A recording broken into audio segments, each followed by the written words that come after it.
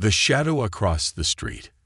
The sun cast its golden glow over the quiet suburban neighborhood of Larkridge, where life had always felt predictable and serene. Children played on manicured lawns, neighbors exchanged greetings, and the air carried the aroma of freshly baked pies cooling on kitchen counters. It was the kind of place where locks on doors were an afterthought, and the loudest sound was often the laughter of kids playing catch. But for the Thompson family, the tranquility was beginning to feel like a distant memory. Young Samuel Thompson had once been the liveliest boy on the street. At 8 years old, his boundless energy was matched only by his love for outdoor adventures. Yet lately, Samuel refused to step foot outside, even on the sunniest of days. It wasn't because of the weather or the typical distractions of video games. No, Samuel's reluctance stemmed from something far more sinister. "I don't want to go out there," Samuel muttered, his voice barely audible, as he stood at the living room window. His small hand gripped the curtain tightly, his wide eyes fixated on the house across the street. His mother, Clara, knelt beside him, brushing his curly brown hair away from his face. "Why not, sweetheart? It's a beautiful day. All your friends are out there." Samuel shook his head fiercely, his knuckles whitening as he clutched the curtain. "He's watching me." Clara followed her son's gaze, her eyes landing on the weathered gray house opposite theirs. It belonged to Mr. Griffin, a reclusive man in his late 60s who had lived in the neighborhood longer than most. His house was always shrouded in an air of mystery, its windows perpetually covered by thick curtains, its lawn overgrown despite the pristine yard surrounding it. Clara had always dismissed the man's eccentricities as harmless, but Samuel's sudden fear gave her pause. "Samuel, honey," Clara began, keeping her tone calm. "Why do you think Mr. Griffin is watching you?" "He's always at the window," Samuel replied, his voice trembling. "When I play outside, the curtain moves. I feel his eyes on me, even when I'm not looking. And sometimes I think he's taking pictures." Clara exchanged a concerned glance with her husband, Peter, who had been listening from the couch. Peter was a practical man, the kind who needed solid evidence before entertaining notions of danger. He stood and walked over, placing a reassuring hand on Samuel's shoulder. "Buddy, Mr. Griffin's just an old man who probably keeps to himself," Peter said. "There's nothing to worry about. Maybe you've been watching too many scary movies." But Samuel's fear didn't waver. "No, Dad," he insisted, tears pooling in his eyes. "He's watching. I know it." Clara's maternal instincts urged her to probe further. "Samuel," she said gently, "has he ever said anything to you? Done anything that made you feel unsafe?" Samuel hesitated, his small chest rising and falling as he struggled to find the words. "Last week, I saw him in our backyard. He was just standing there, by the fence, staring at my treehouse. And when I looked at him, he smiled. But it wasn't a nice smile." A chill ran down Clara's spine. She turned to Peter, who was rubbing the back of his neck, a telltale sign that he was beginning to worry too. "We'll keep an eye on it," Peter said, attempting to reassure his wife and son. "I'll talk to Mr. Griffin if I see anything strange. But for now, let's not jump to conclusions." Samuel, however, wasn't convinced. He retreated upstairs to his room, leaving his parents in a heavy silence. Clara moved to the window, peering through the curtains. Across the street, the gray house loomed like a shadow, its windows blank and unyielding. She shivered, though the room was warm. That night, Clara lay awake in bed, unable to shake the unease that had settled in her chest. Peter slept soundly beside her, his snores a rhythmic reminder of his ability to compartmentalize. Clara invited him. She stared at the ceiling, her mind replaying Samuel's words over and over. What if he was right? What if Mr. Griffin wasn't just a harmless old man? Her thoughts were interrupted by a faint sound, like the creak of floorboards. She sat up, straining her ears. The house was silent again, save for the occasional groan of the wind outside. Dismissing it as her imagination, Clara lay back down, but sleep remained elusive. At 2:00 a.m., the sound came again, louder this time. Clara froze, her heart pounding. She nudged Peter awake. "What is it?" He mumbled, half asleep. "Listen," Clara whispered. Peter groaned but sat up, his ears tuning in to the stillness. A moment later, the sound came once more, a deliberate, rhythmic creak, as though someone was walking on their front porch. Peter swung his legs out of bed, grabbing the baseball bat he kept under the bed for emergencies. Clara followed him, clutching her phone. They crept downstairs, their footsteps silent against the carpeted stairs. At the living room window, Peter pulled the curtain aside just enough to peek out. His breath caught in his throat. "What is it?" Clara whispered, her voice shaking. Peter stepped back, his face pale. "It's him," he said. "He's standing in our yard." Clara's stomach dropped. She edged closer to the window, peering out cautiously. There, in the faint glow of the streetlight, stood Mr. Griffin. His figure was still, almost statue-like, as he stared directly at their house. Even from the distance, Clara could see the unnerving glint of his eyes. "What's he doing?" Clara asked, her voice barely audible. "Nothing," Peter replied. "He's just standing there." Clara's fingers trembled as she dialed the non-emergency police number. "There's a man standing in our yard," she told the dispatcher, her words rushed but clear. "He's our neighbor, but something's not right."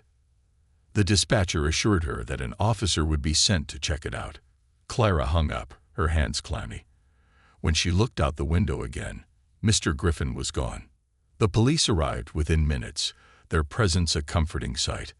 Officer Ramirez, a tall woman with a no-nonsense demeanor, knocked on the door. Peter let her in, recounting what they had seen. "We'll check it out," Ramirez said, her tone calm but firm. "Did he say anything to you? Make any threats?" "No," Peter replied. "But my son's been scared of him for weeks. He thinks Mr. Griffin's been watching him." Officer Ramirez nodded, taking notes. "I'll have a word with him," she said. Across the street, the gray house remained dark and silent. Ramirez knocked on the door, her flashlight illuminating the peeling paint and cracked windows. After several minutes, the door creaked open. Mr. Griffin appeared, his expression one of mild annoyance. "What's this about?" he asked, his voice gravelly. "Your neighbors reported seeing you in their yard tonight," Ramirez said. "Care to explain?" Griffin chuckled, a sound that sent a shiver down Clara's spine as she watched from her window. "I was just out for a walk," he said. "Didn't realize that was a crime." Ramirez's expression didn't waver. "Were you on their property?" "Of course not," Griffin replied smoothly. "Must have been a misunderstanding." The officer asked a few more questions before returning to the Thompsons' house. "There's not much we can do," she admitted. "He denies being on your property, and without proof, we can't press charges. But we'll keep an eye on the situation. Call us if anything else happens." Clara nodded, her unease growing. Proof, she thought. They needed proof. As the police car pulled away, Clara and Peter stood in their living room, staring out at the shadowy house across the street.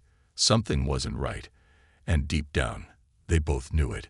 In his room upstairs, Samuel sat by his window, his knees pulled to his chest. He didn't need proof to know the truth. Mr. Griffin was watching, and he wasn't going to stop. Whispers in the shadows. The morning after the unsettling encounter, the Thompson household was unusually quiet. Samuel ate his breakfast in silence, his eyes darting to the window every few minutes. Clara and Peter exchanged uneasy glances as they prepared for the day. The tension in the air was thick, almost suffocating, and neither of them could shake the feeling that something was lurking just beneath the surface of their seemingly normal neighborhood. Clara decided to keep Samuel home from school, claiming he had a stomachache when she called the office. It wasn't entirely untrue. Samuel had barely touched his food and looked pale, but the real reason was the fear that had gripped her heart. She wasn't ready to send him out into the world, not with Mr. Griffin just across the street. As Samuel played quietly in the living room, Clara sat by the window, her coffee growing cold in her hands. She watched the gray house intently, noting every flicker of movement. The curtains were still drawn, as they always were, and the house seemed lifeless. But Clara knew better now. Stillness could be deceptive. By mid-morning, her unease had grown unbearable. She picked up her phone and dialed her closest friend, Lisa, who lived 2 streets over. "Lisa," Clara began, her voice tight. "I need to talk to you. Can you come over?" "Of course," Lisa replied without hesitation. "Is everything okay?" "No," Clara admitted. "Just, please come. I'll explain when you get here." Lisa arrived 20 minutes later, her brow furrowed with concern. She was a sharp, no-nonsense woman with a knack for reading people, and the moment she saw Clara's face, she knew this wasn't a simple social visit. "What's going on?" Lisa asked, setting her purse on the counter. Clara hesitated, glancing at Samuel, who was now engrossed in a puzzle on the living room floor. She lowered her voice, leading Lisa into the kitchen. "It's our neighbor, Mr. Griffin. Something's not right with him." Lisa raised an eyebrow. "What do you mean?" Clara recounted everything. Samuel's fear, the late-night sighting, and the police visit. As she spoke, Lisa's expression shifted from skepticism to concern. "That's unsettling," Lisa said when Clara finished. "Have you talked to anyone else about this? Any of the other neighbors?" Clara shook her head. "No, I don't want to cause a panic unless I'm sure." "But Lisa, Samuel's terrified, and last night, it felt like something was about to happen. I don't know what to do." Lisa leaned back in her chair, her fingers drumming on the table. "Maybe it's time to dig a little deeper, see if there's anything in his past that might explain his behavior." Clara nodded slowly. "How do I even start?" "I can help," Lisa offered. "I know someone who works in public records. We can see if there's anything unusual about him. Arrests, complaints, anything." Relief flooded Clara's face. "Thank you." That afternoon, while Samuel napped upstairs, Clara and Lisa sat together with a laptop, diving into the murky depths of online searches.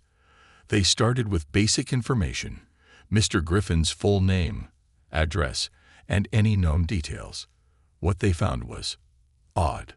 For someone who had lived in the neighborhood for over a decade, there was remarkably little information about Mr. Griffin.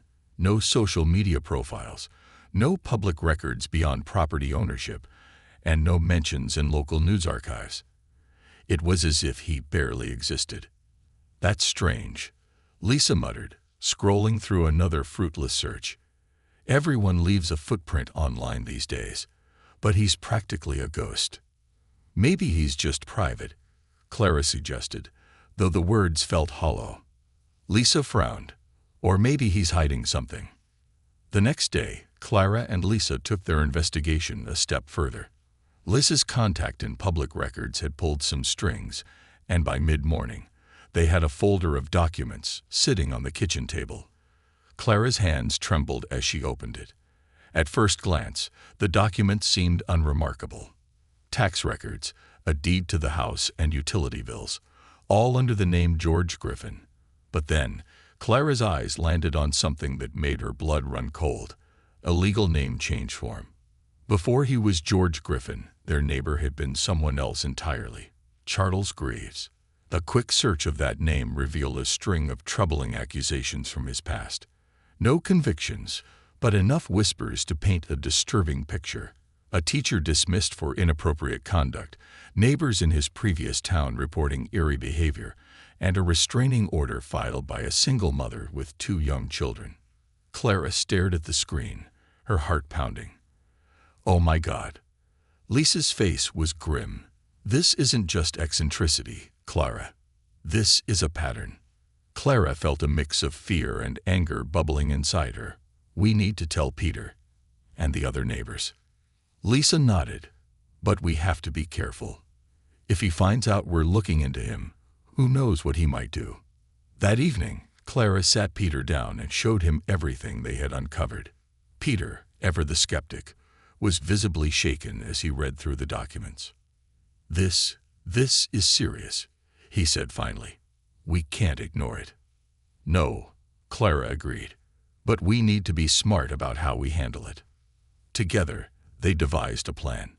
Peter would approach a few trusted neighbors to gauge their experiences with Mr. Griffin. If others shared similar concerns, they would present their findings to the police.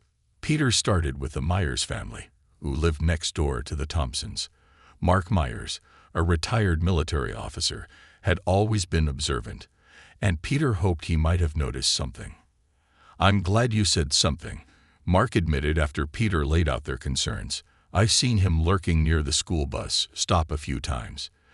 Didn't think much of it at first, but now I'm not so sure." Encouraged, Peter visited 2 more families, both of whom shared uneasy stories about Mr. Griffin. One mother mentioned seeing him at the local park, seemingly alone but always near the playground. Another neighbor recalled hearing strange noises late at night, footsteps, doors creaking, and even what sounded like muffled laughter. By the end of the evening, Peter had enough accounts to convince him that this wasn't just paranoia. Mr. Griffin's behavior wasn't just odd, it was alarming. As the Thompsons prepared for bed that night, Clara couldn't shake the feeling that they were being watched. She pulled the curtains tightly shut and double-checked the locks on every door and window. Peter noticed her unease and wrapped an arm around her. "We're doing the right thing," he assured her. "We'll keep Samuel safe." But Clara couldn't help wondering if they had already waited too long. Across the street, the gray house loomed in the darkness, its windows black and impenetrable. For a moment, she thought she saw movement, a faint flicker of light, like the beam of a flashlight. But when she blinked, it was gone. In his room, Samuel lay awake, clutching his favorite stuffed animal. He stared at the ceiling, his mind replaying every moment he had seen Mr. Griffin watching him. A shadow shifted outside his window, and his breath caught. He bolted upright, his heart pounding. Slowly, he crept to the window, peering out from behind the curtain. At first, he saw nothing but the empty street, illuminated by the soft glow of the streetlights. But then, his eyes fell on the treehouse in the backyard. There, standing in the shadows, was a figure. Samuel's mouth went dry. He backed away from the window, his mind screaming for him to call for his parents. But fear paralyzed him, rooting him to the spot. The figure moved closer to the house, its silhouette becoming clearer. Samuel finally found his voice and screamed, "Mom! Dad! He's here!" Within moments, Peter and Clara burst into the room, their faces pale with alarm. Samuel pointed to the window, his finger trembling. "He's in the yard." Peter rushed to the window, throwing it open and shouting into the night, but the yard was empty. Clara pulled Samuel into her arms, her heart racing. She met Peter's eyes, and in that moment, they both knew. They weren't dealing with mere eccentricity. Mr. Griffin was a threat, and he was getting bolder. The circle tightens. The next morning, the Thompson household was anything but calm. Clara stood at the kitchen counter, her hands trembling as she stirred Samuel's oatmeal. Her mind was racing, replaying the events of the previous night. Across the table, Peter sat with a grim expression, scanning through the documents they'd uncovered about Mr. Griffin. Charles Greaves, she reminded herself. It was unsettling to think that a man they'd thought of as an odd but harmless neighbor had a name and a history that painted him as something far darker. Samuel sat silently at the table, picking at his breakfast. His usual energy was gone, replaced by a wary stillness. Every so often, his gaze darted toward the windows, as if expecting to see Mr. Griffin's shadow looming there. "We can't wait anymore," Clara said suddenly, breaking the silence. "We need to go to the police." Peter looked up from the papers, his jaw tight. "I agree, but we need to bring more than just accusations. The police won't act unless they have something concrete, proof that he's done something illegal." Clara's frustration boiled over. "We can't keep waiting for him to do something worse. Peter, he was in our yard last night. What if he tries to come inside next time?" "I know," Peter said, his voice low but steady. "That's why we need to make sure we do this the right way. If we mess this up, he could walk away completely free." Samuel's small voice broke through their tense discussion. What if he hurts someone else? Clara's heart clenched, and she knelt beside him. "That's why we're going to stop him. Sweetheart, we're going to make sure he can't hurt anyone." That afternoon, Peter and Clara called an impromptu meeting with a handful of neighbors. Mark Myers, the retired military officer, offered his home as a neutral meeting spot. Over coffee and nervous whispers, the group discussed what they'd seen and heard about Mr. Griffin. "I've seen him near the park more than once," said Susan, a mother of 2 young girls. "He always sits on the same bench, pretending to read, but he's watching the kids. I can feel it." Mark nodded. "I've noticed him near the school bus stop in the mornings. He's always just lingering, doesn't talk to anyone, but it's strange." Another neighbor, Grace, hesitated before speaking.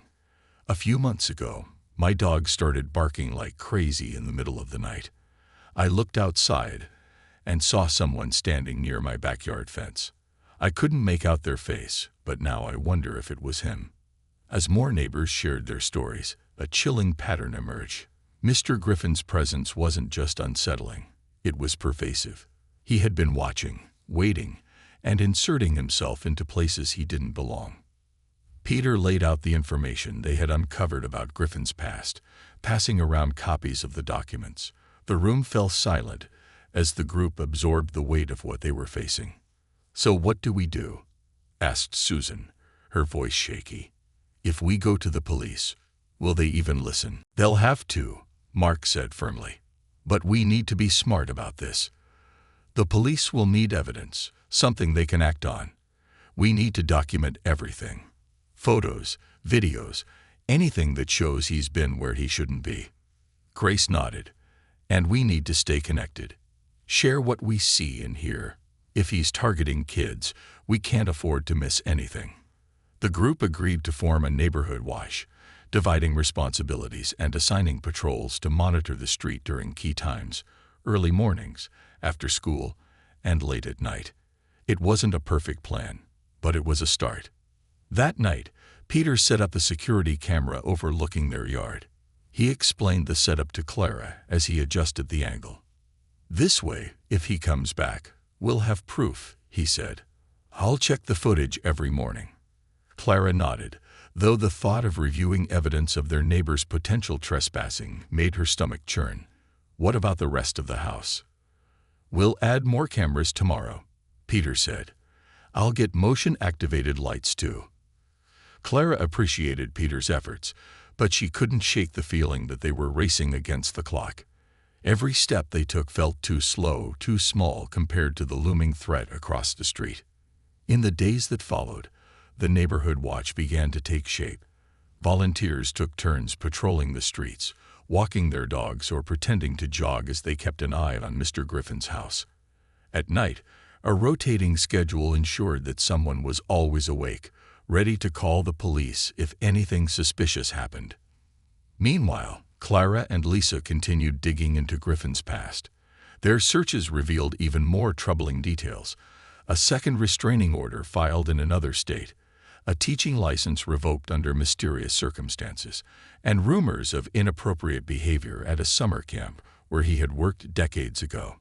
None of it was enough to prove outright criminality, but the pattern was undeniable. Lisa leaned back in her chair, rubbing her temples. "This guy's a master at staying just under the radar. He knows how to avoid leaving a trail." Clara stared at the screen, her resolve hardening. "But he's made mistakes before, and we're going to catch him this time." One evening, as Peter reviewed the security footage from the previous night, he froze. On the screen, a shadowy figure moved across their backyard. It was blurry and indistinct, but the shape and movements were unmistakable. It was Mr. Griffin. "Clara," Peter called, his voice tense. She hurried into the room, her breath catching as she saw the video. "That's him," she whispered. "He's getting bolder." Peter nodded grimly. "We need to call the police." But when the police arrived, their response was frustratingly cautious. The officer who reviewed the footage admitted that while it was suspicious, it wasn't enough to make an arrest. "We'll add extra patrols in the area," the officer said. "But unless he's caught in the act or we have more evidence, our hands are tied." Clara felt a surge of anger and fear. How much more do we need? Does he have to hurt someone before you'll do anything? The officer's expression softened. "I understand your frustration, ma'am, but the law requires more than suspicion. We're doing everything we can." As the officer left, Clara turned to Peter, her eyes blazing. "If the police won't stop him, we will." That night, Clara stayed up late, scrolling through forums and articles about community-led investigations. She found stories of neighborhoods that had banded together to protect their children, using surveillance and communication to outsmart predators. It gave her a glimmer of hope. By the time she finally went to bed, Clara had a plan. She would rally the neighborhood, gather more evidence, and ensure that Mr. Griffin couldn't continue hiding behind the law's limitations. Meanwhile, across the street, the gray house stood in eerie silence. Inside, Mr. Griffin sat in his dimly lit living room, a faint smile playing on his lips as he watched his own set of monitors. He had noticed the increased activity in the neighborhood, the lingering glances, the extra patrols, the way parents clung to their children. It amused him. "They're starting to see," he murmured to himself. "Good." Griffin leaned back in his chair, his fingers drumming on the armrest. He thrived on the fear he created, the subtle manipulation that kept his neighbors on edge. But this time, he sensed something different. The Thompsons and their allies were becoming a problem. He would have to act soon. Back at the Thompsons' house, Clara checked on Samuel before heading to bed. He was fast asleep, his breathing steady and peaceful. She kissed his forehead and whispered, "We're going to keep you safe." But as she turned off the light and closed his door, she couldn't shake the feeling that time was running out. The unseen watcher. The security footage was all Clara could think about as she went about her day. The image of the shadowy figure pacing near their property at 3:14 a.m. was burned into her mind. Though the cameras hadn't captured the figure stepping directly onto their lawn, its proximity was enough to leave her feeling vulnerable. Clara and Peter decided not to tell Samuel about the footage, fearing it would amplify his anxiety. The Thompsons shared the footage with Mark Myers and Lisa later that day. Mark's military training kicked in as he analyzed the video, replaying the brief clip over and over. "Whoever it is," Mark said, leaning closer to the screen, "they know the boundaries. This isn't random. It's calculated." "What do you mean?" Clara asked, her voice tight. Mark pointed to the figure's movements. "See how they're staying just outside the camera's primary range. They're aware of the surveillance. This isn't someone wandering around by accident. They're testing your limits." Lisa shuddered, wrapping her arms around herself. "This is getting out of hand. What if they're planning to move closer, or worse?" Mark nodded. "We need to escalate this. I'll share this with the neighborhood watch group tonight. Maybe someone else has noticed similar activity." The neighborhood tightens its guard. That evening, the neighborhood watch convened at Mark's house. The room was packed, the air buzzing with nervous energy as the group reviewed the footage. Murmurs rippled through the crowd as others began recounting their own strange experiences. "I saw someone outside my window a few nights ago," said Susan, her voice trembling. "I thought it was my imagination, but now I'm not so sure." Another neighbor, Brian, spoke up. "Last week, my car alarm went off in the middle of the night. When I checked, nothing seemed wrong, but now I'm wondering if someone was trying to break in." Clara listened as the stories piled up, each one painting a clearer picture of a neighborhood under quiet siege. The group resolved to increase their patrols, with Mark taking the lead on organizing shifts. He also suggested using walkie-talkies for better communication, an idea that the group quickly embraced. "Remember," Mark cautioned, "we're not law enforcement. Our job is to observe and document, not to confront. If you see something, call the police." A night of unease. That night, Clara found it impossible to sleep, even with the new security measures and the neighborhood watch patrolling. The unease in her chest refused to fade. She lay in bed, staring at the ceiling, until a faint noise outside pulled her from her thoughts. Clara sat up, straining her ears. At first, she thought it was the wind, but the sound was too deliberate, soft footsteps crunching on the gravel path outside their house. Heart pounding, she shook Peter awake. "Peter," she whispered urgently, "someone's outside." Peter was instantly alert, grabbing the baseball bat he kept by the bed. Clara followed him to the window, her hands trembling as she peeked through the curtains. The figure was back. This time, the shadowy form stood closer than before, lingering near the edge of their lawn. Clara's breath caught as the figure turned slightly, as if scanning the house. "I'm calling the police," Clara whispered, backing away from the window. Peter nodded, gripping the bat tightly as he moved toward the front door. Clara fumbled with her phone, her hands shaking as she dialed. The dispatcher's calm voice did little to soothe her nerves as she explained the situation. "We'll send an officer right away," the dispatcher assured her. "Stay inside and keep your doors locked." A sudden chase. Peter stood by the front door, peering through the peephole as they waited for the police to arrive. The figure was still there, motionless, like a shadow cast by the streetlight. Clara stayed close to Samuel's room, ensuring he was still asleep. A sudden sound broke the tense silence, a loud bang, followed by the unmistakable screech of tires. Peter whipped the door open just in time to see a car speeding down the street. He couldn't make out the driver, but the car's taillights disappeared around the corner. Mark, who had been patrolling nearby, sprinted toward the Thompsons' house, his flashlight cutting through the dark. "What happened?" he demanded. Peter shook his head. "They ran. I didn't get a good look, but they were parked just down the street." Mark frowned, scanning the area with his flashlight. "They're testing us," he muttered, "trying to see how we'll react." The police arrived minutes later, but by then, the car and its driver were long gone. The officers took statements from Peter and Mark, noting the details of the encounter, but there wasn't much they could do without more evidence. "This is becoming a pattern," one officer said, his tone grim. "We'll increase patrols in the area, but keep documenting anything unusual." A cryptic discovery. The next morning, Peter went outside to check the yard. He didn't expect to find anything unusual, but as he approached the edge of their property, something glinted in the grass. He crouched down, picking up a small object. It was a silver keychain with a single key attached, along with a plastic tag that had an unfamiliar address written on it.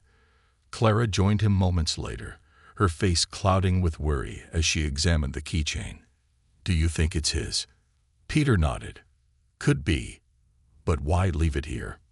"It's a message," Clara said, her voice low. "He's trying to scare us." They debated whether to bring the keychain to the police. Ultimately, Peter decided to hand it over, hoping it might provide some kind of lead. The stranger's address. Later that day, Clara's curiosity got the better of her. While Peter was at work, she typed the address from the keychain into her computer. It led to a house on the outskirts of town, an old, run-down property that looked abandoned. Clara hesitated. Part of her knew she should leave this to the police, but another part, a stronger, more desperate part, felt compelled to see the place for herself. She called Lisa, who agreed to come with her. "This might be a bad idea," Lisa said as they drove toward the address. "If this is connected to Griffin, it could be dangerous." "I just want to look," Clara insisted. "We'll stay in the car." When they arrived, the house was as desolate as the photo had suggested. The yard was overgrown, and the windows were boarded up. Clara felt a chill as she stared at the dilapidated structure. "Why would he leave this address?" Lisa asked, her voice barely above a whisper. Clara didn't have an answer, but as she looked closer, she noticed something odd: fresh tire tracks in the dirt driveway. Someone had been here recently. "Let's go," Lisa urged. "This feels wrong." Clara reluctantly agreed, But as they drove away, she couldn't shake the feeling that they had stumbled onto something important. Something bigger than they'd imagined. A growing threat. Back in Larkridge, the neighborhood watch continued to tighten its operations. Walkie-talkies crackled with updates as neighbors reported any unusual activity. Clara and Peter shared the details about the keychain and the strange address with the group, but it only deepened the mystery. Meanwhile, Mr. Griffin's gray house remained eerily quiet. Too quiet. It was as if he knew the neighborhood was watching him and had retreated further into the shadows. That night, as Clara tucked Samuel into bed, he looked up at her with wide, fearful eyes. "Is it over, Mom?" he asked. "Did you stop him?" Clara forced a smile, brushing his hair back. "We're working on it, sweetheart. Everything's going to be okay."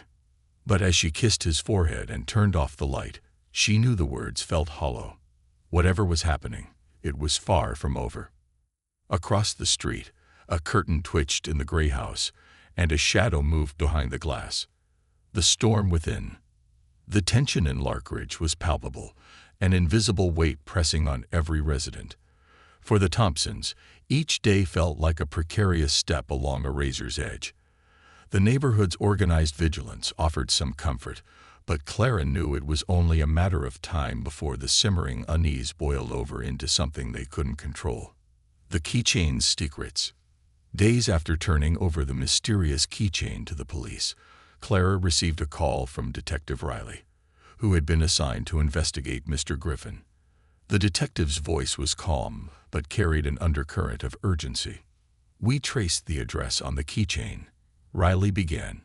"It's tied to a storage unit facility on the outskirts of town.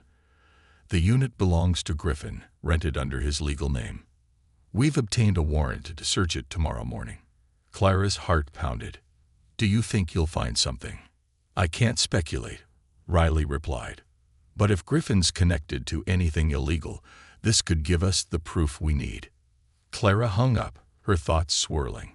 If the police found incriminating evidence, it could mean an end to the nightmare. But the idea of what might be hidden in that storage unit sent chills down her spine. A bold act. That night, the neighborhood watch gathered at Mark Meyer's house. Clara shared the update about the storage unit, which sparked a mix of hope and trepidation among the group.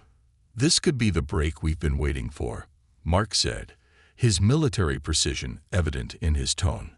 "But we can't let our guard down. If Griffin senses the walls closing in, he might act out." "What do we do in the meantime?" Susan asked, her voice tinged with fear. "Just sit and wait." "No," Clara said, surprising even herself with the firmness in her voice. "We stay vigilant. Keep watching. If we see anything suspicious, we report it immediately." As the meeting broke up, Mark pulled Peter aside. "I've been thinking," he said in a low voice. "If Griffin has something to hide, he might make a move tonight. He's been too quiet lately, and quiet can be dangerous." Peter nodded. "I've been thinking the same thing. What do you suggest?" Mark's face hardened. "We double the patrols. I'll take first watch." A night of fear. The night began uneventfully. Clara and Peter stayed up, monitoring the security cameras, while Samuel slept soundly upstairs. Mark and another neighbor, Brian, patrolled the street, walkie-talkies in hand. The neighborhood was eerily still, the only sounds the rustling of leaves in the breeze and the occasional bark of a dog. At around midnight, Clara noticed something strange on the street-facing camera. A faint light flickered inside Mr. Griffin's house. It wasn't the steady glow of a lamp or the sharp beam of a flashlight. It was faint, almost rhythmic, as if coming from a small, controlled source. "Peter," Clara whispered, pointing to the screen. "Look at this." Peter leaned over, his brow furrowing. "What is that?" "A candle." Clara shook her head. "I don't know, but it's strange. Should we call Mark?" Before Peter could answer, the light disappeared, plunging the gray house back into darkness. The break-in. At 2:30 a.m., the walkie-talkie on Peter's desk crackled to life. It was Mark's voice, tense and urgent. "We've got movement near Griffin's house," he said, Brian spotted someone heading toward the backyard. Peter grabbed the walkie-talkie. "Do you see who it is?" "Negative," Mark replied. "Too dark to make out. But whoever it is, they're moving cautiously." Clara's heart raced as she and Peter stared at the security feed. The cameras hadn't picked up any motion yet, but the knowledge that someone was near Griffin's property sent a wave of dread through her. "What do we do?" Clara whispered. Peter hesitated. "Let's wait for Mark to confirm." Minutes passed, each one stretching like an eternity. Then suddenly, the backyard camera caught a flicker of movement. A figure, dressed in dark clothing, was crouching near Griffin's fence. Clara leaned closer, her breath catching in her throat. "Is that Griffin?" she asked. Peter shook his head. "I can't tell." Before they could speculate further, the figure scaled the fence and disappeared into the shadows of Griffin's backyard. A harrowing discovery. Mark and Brian decided to investigate. Armed with flashlights and keeping their movements quiet, they approached Griffin's house from opposite sides, using the neighboring yards as cover. Clara and Peter watched anxiously on the security feed, their walkie-talkie crackling with updates. "Still no sign of the figure," Mark whispered. "We're approaching the back fence now." Suddenly, Brian's voice cut through, sharp and alarmed. "Mark, over here." Mark's flashlight beam shifted, illuminating something in the backyard. Clara couldn't see what it was on the feed, but the tone in Brian's voice made her stomach churn. "It's a hole," Brian said. "A big one. Looks like it's been dug recently." "What the hell?" Mark muttered. "Why would he dig a hole back here?" Peter grabbed the walkie-talkie. "Do you see anyone else?" "Negative," Mark replied. "But this doesn't feel right. We're calling the police." Griffin returns. As Mark and Brian waited for the police, something happened that no one expected. The front-facing camera caught a new figure, a man approaching the gray house. Clara's heart stopped as she recognized him. "It's Griffin," she whispered. Peter grabbed the walkie-talkie. "Mark, Griffin's coming back. Front yard." Mark responded quickly. "We'll stay out of sight. Let the police handle it." The camera showed Griffin unlocking his front door, his movements calm and deliberate. He disappeared inside, but moments later, the flickering light returned, this time brighter. Clara watched, her fear mounting, as shadows danced behind the curtains of Griffin's windows. The raid. The police arrived 15 minutes later, their flashing lights casting an eerie glow over the street. Officers surrounded Griffin's house, their voices firm as they called for him to come outside. The neighborhood watched from their windows, holding their collective breath. Griffin didn't respond. After several minutes, the officers forced entry. The sound of the door breaking echoed down the street, followed by the bark of a police K9. Clara clutched Peter's hand, her heart hammering in her chest. It wasn't long before the police emerged, escorting Griffin in handcuffs. His face was eerily calm, his eyes scanning the gathered neighbors as if daring them to speak. Clara felt a shiver run down her spine when his gaze landed on her house. The storage unit. The next morning, Detective Riley called again. The search of the storage unit had been completed, and what they found confirmed the neighborhood's worst fears. Inside were dozens of boxes containing photographs, notebooks, and surveillance equipment. Many of the photos were of children, at parks, schools, and even their own backyards. Among them were several of Samuel, taken from disturbing angles and with detailed notes about his routines. Clara's stomach churned as Riley described the evidence. "This is enough to press charges," Riley assured her. "Griffin's not going anywhere." But the relief was bittersweet. The knowledge that Griffin had been watching her son, and possibly planning something far worse, was a weight she wasn't sure she could bear. A community transformed. That evening, the neighborhood gathered at the Myers house once again. This time, the mood was different.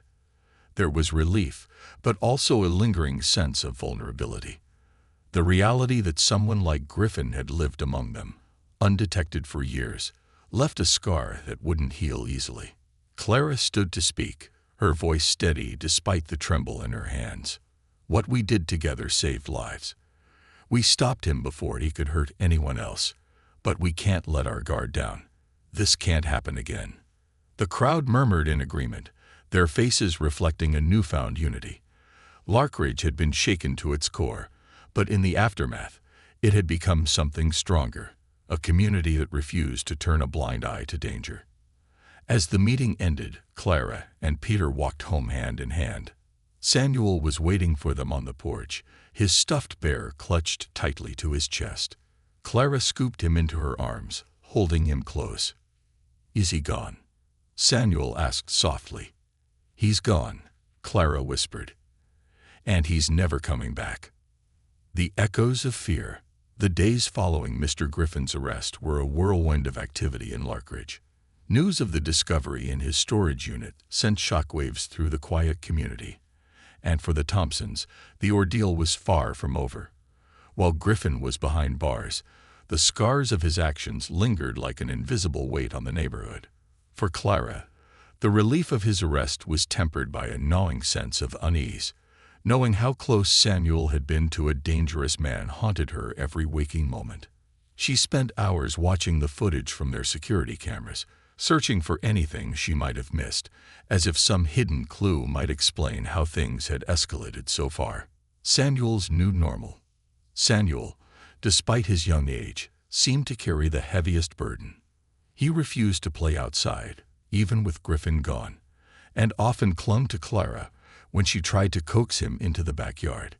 His once lively demeanor had been replaced by a cautious, watchful air. One afternoon, Clara found him in his room, sitting cross-legged on the floor with a notebook in his lap. His pencil moved furiously across the page, his small face etched with concentration. "What are you working on, sweetheart?" Clara asked gently. Samuel hesitated before turning the notebook around to show her. On the page was a rough map of their neighborhood, with little dots marking specific locations. Next to each dot were notes in Samuel's handwriting.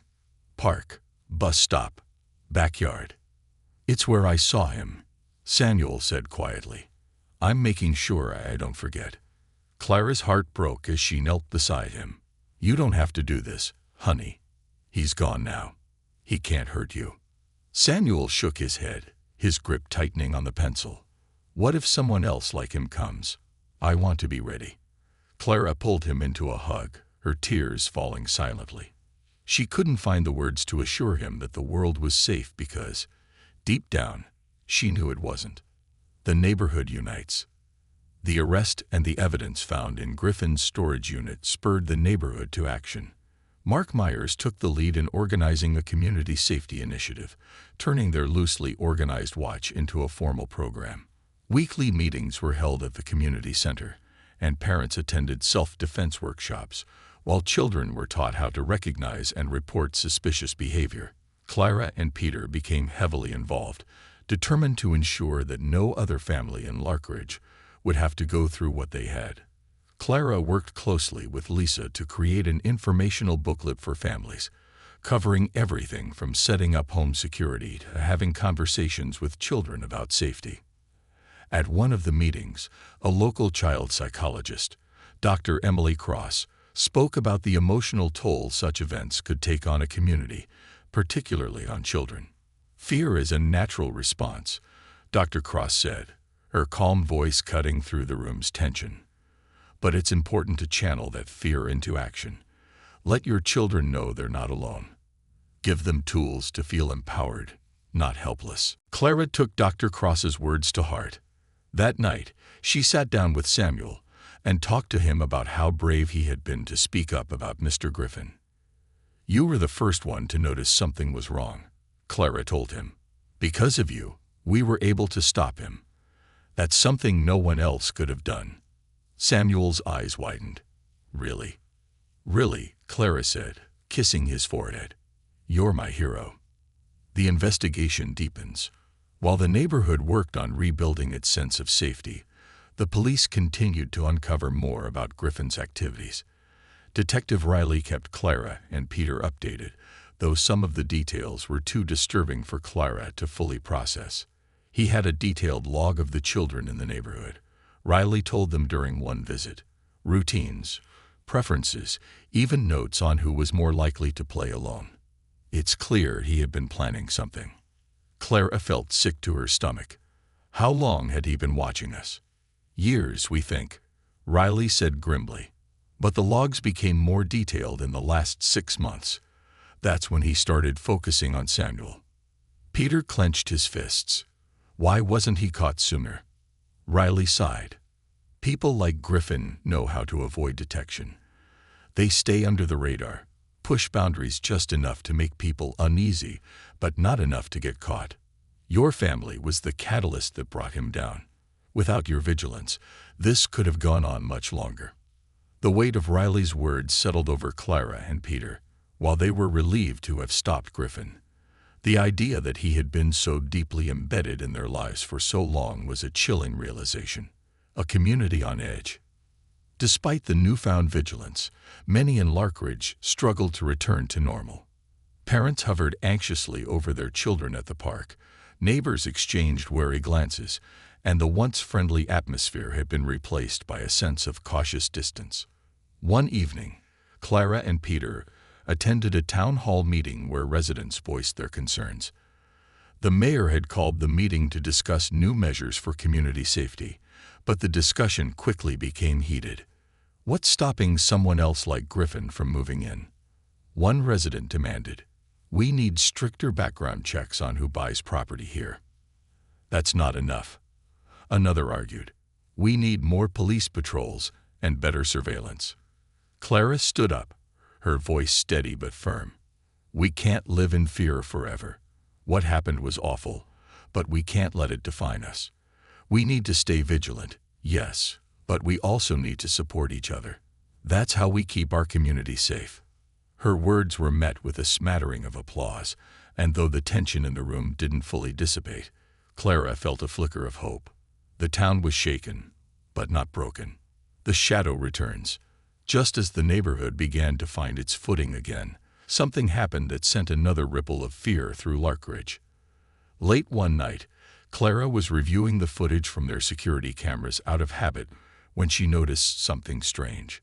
A figure was walking down the street, slowly, deliberately. The person wasn't approaching houses or lingering, but their presence felt wrong. Clara leaned closer to the screen, her pulse quickening. It wasn't Griffin. He was still in custody, but the figure's movements were unsettlingly familiar. She woke Peter, her voice urgent. There's someone outside. Peter joined her at the monitor, his expression darkening. Another prowler. I don't know, Clara whispered, but they're too close. Peter called Mark, who was patrolling nearby, and within minutes, Mark was outside with a flashlight. The figure had disappeared by the time he arrived, but the unease remained. When the police reviewed the footage the next day, they couldn't identify the person. It left the Thompsons and their neighbors on edge, wondering if Griffin's arrest had sparked new dangers, or if someone else had been watching all along. Reclaiming hope.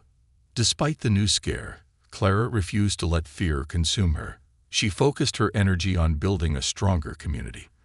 The safety initiative expanded to include neighboring towns, and Clara became a vocal advocate for child protection programs. She spoke at schools and community centers, sharing Larkridge's story as both a warning and a message of hope. Samuel, too, began to heal in small but significant ways. He started playing outside again, though he stayed close to the house, and even began helping Peter install a more sophisticated security system. The act of taking control gave him a sense of strength he hadn't felt in months. One evening, as the sun set over Larkridge, Clara and Peter sat on their porch, watching Samuel play with a group of neighborhood kids. The laughter that echoed down the street felt like a balm on old wounds. We're getting there, Peter said, slipping an arm around Clara. Clara nodded. We are. But as she gazed at the children, a quiet resolve settled in her heart. The darkness that had touched their lives would never be forgotten, but neither would the light they had found in each other. They were a community that had faced the unthinkable and emerged stronger, determined to protect what mattered most. And in that moment, surrounded by the sounds of laughter and the warmth of her family, Clara knew they would never be caught unaware again. Strength in unity. The weeks following the mysterious sighting on the Thompson Street were a test of resilience for the community. Larkridge was slowly recovering, but the scars of what had transpired lingered in the corners of every street and in the cautious eyes of its residents. Clara, Peter, and Samuel were doing their best to return to normal, but the shadow of what they'd endured was a constant presence. A chance for closure. One morning, as Clara was preparing breakfast, her phone buzzed with a call from Detective Riley. She hesitated before answering, her heart quickening with the memory of their last conversation. "Mrs. Thompson," Riley began, his voice steady but serious. "I wanted to update you on the case. We've been combing through Griffin's materials, and we found something you might want to see. It pertains to Samuel." Clara gripped the edge of the counter. "What is it?" "I'd prefer to explain in person," Riley said. "Can you and your husband come down to the station today?" Clara's stomach nodded, but she agreed. After dropping Samuel off at school, she and Peter drove to the station, their minds racing with possibilities. Riley met them in a small conference room, his face a mix of professionalism and quiet empathy. He placed a folder on the table in front of them. "What you're about to see might be unsettling," he warned, "but it's also important for your family's closure." Clara opened the folder with trembling hands. Inside were photographs, taken from a distance, but clearly of Samuel. In some, he was playing in the backyard. In others, he was walking home from school. Notes accompanied the images, detailing his schedule and habits. Peter's fists clenched as he leaned closer, his jaw tightening. "He was stalking our son," he muttered, his voice low and furious. Riley nodded grimly. "These were found in the most recent logs. It's clear that Griffin had been watching Samuel closely. But there's something else." He flipped to the next page. It was a crude drawing, likely done by Griffin himself. The image depicted a child, clearly meant to be Samuel, standing near the treehouse in their backyard. What sent a chill down Clara's spine was the figure standing in the background, half hidden in shadows, watching. "This drawing was among his possessions," Riley explained. "We believe it represents his intent to escalate his behavior. He was planning to approach Samuel directly." Clara's hand flew to her mouth, tears welling in her eyes. Peter reached for her, his own expression a mix of anger and heartbreak. "But we stopped him," Riley said firmly. "Because of your vigilance and Samuel's courage, we were able to prevent this from going any further." Clara nodded, her voice barely a whisper. "Thank you." Building resilience. The revelation from Riley only deepened Clara's resolve to make Larkridge a safer place. That evening, she sat down with Peter and Samuel to talk about what they had learned. She kept the conversation gentle, focusing on how their actions had made a difference. "Samuel," Clara said, kneeling beside her son, "do you remember when you told us you thought Mr. Griffin was watching you?" Samuel nodded, his eyes wide. "You were right," Clara continued. "Because you spoke up, we were able to stop him. You're braver than you know." Samuel's expression brightened slightly, but the weight of the past weeks was still visible in his eyes. "Does this mean he's never coming back?" he asked quietly. Peter leaned forward, his voice steady. "He's not coming back, and the police are making sure he can't hurt anyone else. You're safe, buddy." Samuel nodded, though the shadow of doubt lingered in his gaze. The Larkridge Safety Initiative. In the weeks that followed, Clara threw herself into organizing a community-wide event, the launch of the Larkridge Safety Initiative. With the help of Mark Myers, Lisa, and other neighbors, she planned a day of activities and workshops designed to educate families about safety and empower children to trust their instincts. The event was held at the local park on a bright Saturday morning. Tents and booths lined the paths, offering resources on everything from installing home security systems to recognizing suspicious behavior. A local martial arts instructor gave free self-defense lessons, and Dr. Emily Cross led a seminar on helping children recover from trauma. Clara stood at the entrance, greeting families as they arrived. The turnout was better than she had hoped, with parents, children, and even law enforcement officers joining in. Samuel stayed close to her side, his usual wariness replaced by a budding sense of pride as he saw his community coming together. Facing the shadows, as the day went on, Clara found herself drawn to a quiet spot near the playground. She watched the children laughing and playing, their voices filling the air with a sense of normalcy that had been missing for so long. For the first time in weeks, she felt a glimmer of hope. Lisa joined her, holding 2 cups of lemonade. "You've done something amazing here, Clara," she said, handing her a cup. "The whole community owes you." Clara smiled faintly. "It's not just me. We all made this happen." Lisa nodded, her gaze turning serious. "Do you think it's over? With Griffin, I mean." Clara took a sip of lemonade, her thoughts heavy. "I think Griffin's chapter is closed. But this kind of thing can happen anywhere. That's why we can't let our guard down." Lisa placed a comforting hand on her shoulder. "You're right. But if anyone can keep this community strong, it's you, a symbol of strength." As the event wound down, the mayor approached Clara, his face filled with admiration. "What you've done here is remarkable," he said. "This initiative is going to make a real difference." Clara thanked him, her mind already racing with ideas for future events. But as the crowd began to disperse, a familiar voice called her name. "Mom." She turned to see Samuel running toward her, his face lit with excitement. In his hands was a small trophy he had won in one of the day's games. "Look what I got," he exclaimed, holding it up proudly. Clara knelt down, wrapping him in a tight hug. "I'm so proud of you, sweetheart." As they walked home together, hand in hand, Clara felt a renewed sense of purpose. The fear that had once consumed her had been replaced by a quiet determination. Larkridge would never be the same, but it had become something stronger. A community bound by shared experiences and an unyielding commitment to protect one another. The last shadow. That night, as the Thompsons settled into bed, Clara checked the security cameras one last time. The street was quiet, bathed in the soft glow of the streetlights. For the first time in weeks, there were no shadows, no figures lurking in the dark. She climbed into bed beside Peter, a sense of peace washing over her. As she closed her eyes, she whispered a silent promise to herself and her family.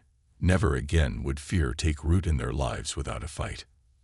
Outside, the night stretched on, calm and still, and for the first time, the shadow that had loomed over Larkridge seemed to have lifted, leaving only the light of a community that had found its strength in unity. A new dawn. The sun rose over Larkridge, painting the neighborhood in soft hues of gold and amber. The air was cool and crisp, carrying the scent of freshly cut grass. For the first time in months, the streets felt peaceful, not just quiet, but genuinely serene. For the Thompsons and their neighbors, this morning felt like a beginning, a chance to reclaim the sense of safety they had nearly lost. A community transformed. Clara woke early, her mind unusually calm.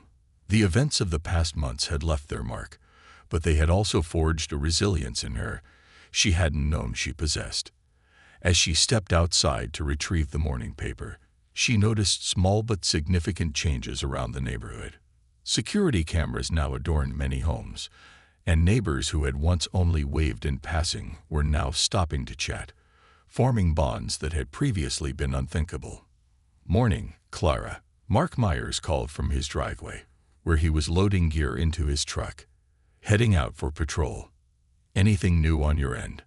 "Not a thing," Clara replied, smiling. "And for once, that's good news." Mark laughed. "I'll take that. See you at the meeting tonight." "Wouldn't miss it," Clara said, waving as she headed back inside. The neighborhood watch, which had started as a desperate response to fear, had become a cornerstone of Larkridge's newfound strength. Regular patrols, open lines of communication, and shared vigilance had created a sense of unity that no one had expected. While the shadow of Mr. Griffin's actions still lingered, the community had chosen to confront it together, healing together. At breakfast, Samuel was unusually chatty. He talked about his upcoming school projects, his plans to rebuild his treehouse, and the games he wanted to play with his friends. Clara watched him with quiet relief, noting how his laughter had returned, even if it wasn't as carefree as it once was. "Do you think we can go to the park today?" Samuel asked between bites of cereal. "I want to show Dad my new skateboard tricks." Peter ruffled his son's hair. "I think that's a great idea. I'll bring my camera. You'll want proof of how cool you are." Samuel grinned, and for a moment, the heaviness that had hung over their family lifted. Clara smiled, her heart swelling with hope. They were healing, little by little, and it was beautiful to see. A ripple effect. As the day unfolded, Clara received a call from a journalist working on a feature about Larkridge's recovery. The story of how the neighborhood had come together to protect itself and bring a predator to justice had gained national attention, inspiring other communities to take similar actions. "We've had an overwhelming response to your story," the journalist said. "Neighborhoods across the country are setting up watch programs, hosting safety workshops, and working with local law enforcement. You've created a movement." Clara felt a mix of pride and humility. "It wasn't just me," she said. "This was a community effort. We didn't let fear destroy us. We used it to make us stronger." The journalist asked if Clara would be willing to speak at a conference on community safety, an opportunity to share what Larkridge had learned and inspire others to take action. Clara agreed, knowing this was her chance to turn their pain into something meaningful. The meeting. That evening, the community gathered at the Larkridge Community Center for their regular neighborhood watch meeting. The turnout was larger than usual, with families from nearby neighborhoods attending to learn from Larkridge's example. Clara stood at the front of the room, flanked by Mark Myers and Detective Riley, who had come to show his support. She took a deep breath, glancing at the faces in the crowd. Some were familiar, others were new, but all were united by a shared determination to protect their loved ones. "Good evening," Clara began. "When this all started, none of us imagined we'd be standing here today. We were afraid, unsure of what to do, and struggling to make sense of what was happening. But we didn't let that fear paralyze us. We came together, we took action, and we made our community safer." She paused, letting her words sink in. "The truth is, this isn't just about what happened here in Larkridge. This is about every community, everywhere, that faces the possibility of danger. We've learned that the best way to fight fear is with strength, vigilance, and unity." The room erupted in applause, and as Clara stepped back, Mark took the microphone to outline new initiatives for the watch group. Clara returned to her seat, feeling a deep sense of fulfillment. They were no longer victims.